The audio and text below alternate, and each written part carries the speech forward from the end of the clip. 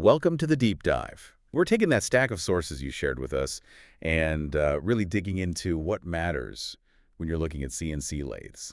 Yeah, specifically to, well, let's say critical components that maybe don't get all the flashy headlines. Exactly. The spindle and the feed systems. Right. They're kind of the heart and the muscles. You can have the best controller, the fanciest options. But if that spindle isn't up to snuff, Yeah.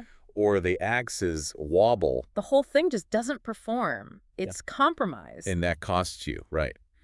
Wasted material, lost time, maybe even repairs later on. Definitely. So our mission here is to cut through the jargon in these sources, Hmm. look at the specs for these systems, and figure out what really drives efficiency, precision, and durability. Let's do it. So starting with the heart, the spindle, Okay? your sources make it really clear it's not just about max RPM. That's only part of the story. You need the right balance, right? Yeah. Speed and power. Torque specifically comes up a lot in the sources. Exactly. Torque is key, especially if you're planning to work with, say, tougher materials, stainless, titanium, things like that. Why is torque so critical for those heavy cuts? What actually happens? Well, think about it. When you're taking a deep cut, a heavy cut, you need that constant rotational force, that's the torque, to keep peeling the material away smoothly. Without the spindle slowing down, or worse, stalling out. Precisely. If you just have high speed but not enough torque for that cut, the tool isn't really cutting effectively. It starts rubbing. Rubbing, which means heat. Loads of heat, really fast. And that heat just destroys your tooling. Your inserts wear out quicker, you spend more on consumables, more downtime changing tools. Ah, okay. So getting that torque and speed balance right isn't just about going fast. It directly hits your operating costs. Absolutely, it's fundamental. Speaking of fundamental, spindle bore size. Seems simple, just a diameter. Yeah, but deceptively important. How does it limit you if it's too small? Beyond just, the obvious bar stock size limit. It hits your whole workflow. If you've got jobs that need larger stock or maybe parts you need to feed through the spindle, And your bore can't handle it. then you're stuck. You might need secondary ops, maybe move it to a different machine entirely, which is usually less efficient. It really dictates the range of work your machine can easily handle. So it's about the physical size of parts you can even load efficiently. Okay, what about inside the spindle? Bearings come up a lot, ISO P4 grade, things like that. How much difference do they really make? Oh, a huge difference, especially for part quality. High precision bearings, like P4s, minimize runout. Run out, meaning, Wobble. yeah, basically any deviation as the spindle rotates. Less run out means your tool path is truer, more accurate relative to the workpiece center line. Which means tighter tolerances, better finishes on the part. Exactly. If you need that consistent precision job after job, the quality of those bearings is, well, it's super important. But, keeping that precision often relies on what happens after it's built. I mean maintenance. Lubrication seems to be a recurring theme in the sources. It is, and it's maybe the #1 killer of spindles if neglected. Poor lubrication. Why is something seemingly so simple, so critical? And maybe why do people get it wrong sometimes? Well, it's simple in theory, keep it oiled, right? Yeah. But those bearings are spinning incredibly fast, often under significant load. Right. Proper lubrication is what manages the friction, manages the heat. It prevents premature wear.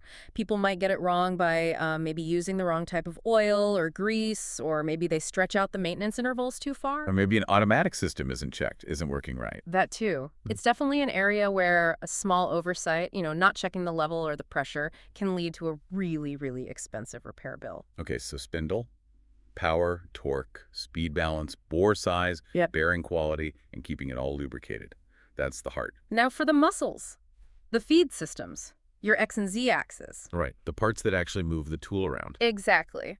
And these systems dictate, well, two main things: the physical size of the parts you can actually machine and how fast and accurately you can do it. Yeah, I've heard those stories. Someone gets a machine, seems great, then they realize the X-axis travel isn't quite enough for their main product, or the Z isn't long enough. It happens. And it seems basic, the X and Z travel specs, but if they're too small for your work, What's the real cost? Just Well, inconvenience. it's more than that. It forces you into inefficient processes, maybe rechucking the part, rotating it, multiple setups to get the whole thing done. And every time you reclamp, you add time, non-cutting time, and you risk introducing errors, Right. losing your reference point slightly. Precisely. You kill your cycle time and potentially your accuracy.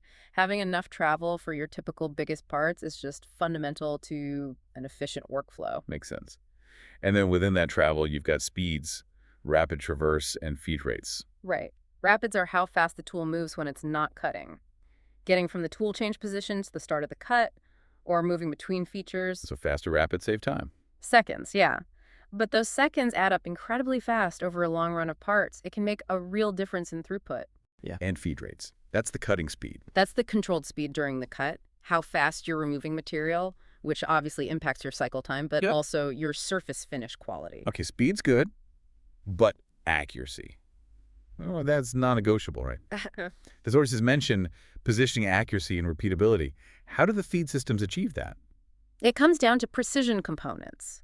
Things like high-quality ground ball screws and really responsive servo motors that get feedback, closed-loop systems telling them exactly where the axis is. And if that accuracy or repeatability isn't good enough, Your parts won't be in spec. Simple as that. You'll get scrap or you'll need rework. It costs money, hurts your reputation if bad parts get out. Consistency is key. speed, accuracy, and linking those together, especially for quality, the sources really hammer on stiffness and stability for the axis. Absolutely crucial because the axes have to resist the cutting forces without deflecting. That stability comes from the foundation they ride on. The guideways. The guideways, literally the tracks for the X and Z axes. Their design, how they're built, that plays a massive role in the machine's overall rigidity. How well it absorbs vibration, handles cutting forces. And maintains accuracy over the long haul. Yeah. Okay. The sources seem to boil it down to two main types mostly.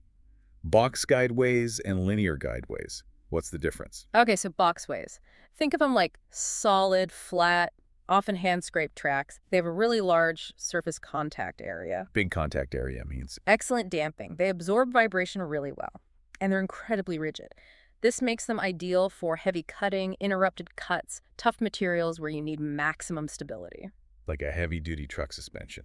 Built tough. That's a good analogy, yeah. Built to handle rough conditions and big loads. But what's the downside? There's always a trade-off. Friction. That large contact area means more friction. So Yeah. while they're super stable, they generally can't move as fast as linear ways. Your rapid traverse speeds are usually lower. And they need good lubrication across that whole surface. Consistent, often pressurized lubrication, yes. Okay, so that's boxways. Rigid, great for heavy stuff, maybe a bit slower. What about linear guideways? Linear ways use rolling elements like ball bearings or roller bearings running inside profiled rails or tracks. Less contact area, so less friction. Much less friction. That allows for significantly higher speeds, both for rapids and feed rates, and faster acceleration, too. So these are better for high-speed machining, lighter materials, maybe lots of small parts where quick movements are key. Exactly. Think more like precision rails for a high-speed train, built for speed and smooth motion. But maybe not quite as inherently beefy for those really heavy, interrupted cuts. Traditionally, yes. While modern linear ways are very robust, the smaller contact points might make them a bit more susceptible to vibration under really extreme, heavy, or uneven cutting forces if the machine structure isn't designed to compensate. So choosing between them really depends on the type of work you expect to do most. It's a key decision. Do you need the ultimate heavy cutting rigidity from boxways? Or do you need the speed and faster cycle times from linear ways? And some machines mix them. Yeah, your sources mention hybrid approaches. Maybe boxways on the Z-axis, which often handles heavier plunge cuts, and linear ways on the faster-moving X-axis. It's about matching the technology to the specific demands on each axis. Right, makes sense. Okay, we've covered spindle internals, axis movement, and types. Let's circle back to the spindle just for a second. The spindle nose. Sources flag this as important for clamping. Yeah, absolutely. The nose is the physical mounting face. It's where your chuck, your collet closer, any fixture actually bolts onto the spindle itself. And its design affects how securely you hold the part. Security, yes, but also how quickly you can change your work holding, and it even contributes to the overall rigidity of the setup. The sources list types like A, D, C, or cam lock. Yeah. What's the main thing a buyer needs to understand there? It boils down to things like clamping force, the mounting accuracy or repeatability, and how fast you can swap chucks. Type A often uses pull studs into a flange, very accurate, very rigid, common on high-precision machines. Okay. Type D is often a bayonet style with drive lugs, generally quicker to change than Type A, maybe slightly less rigid under extreme loads. And Type C, the cam lock. Cam lock uses studs with cams you turn to pull the chuck tight against the spindle face, usually using pins for location.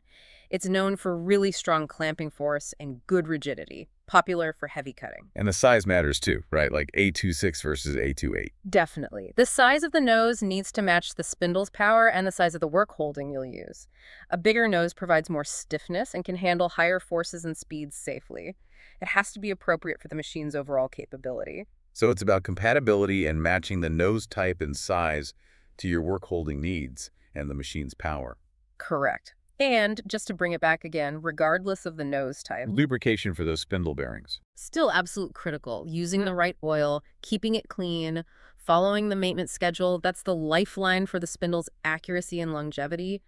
Cooling systems, filters, they all play a part too. Okay, so putting this all together, when you're looking at a spec sheet, trying to make a smart choice, It means you gotta look beyond just the biggest horsepower number or the fastest RPM.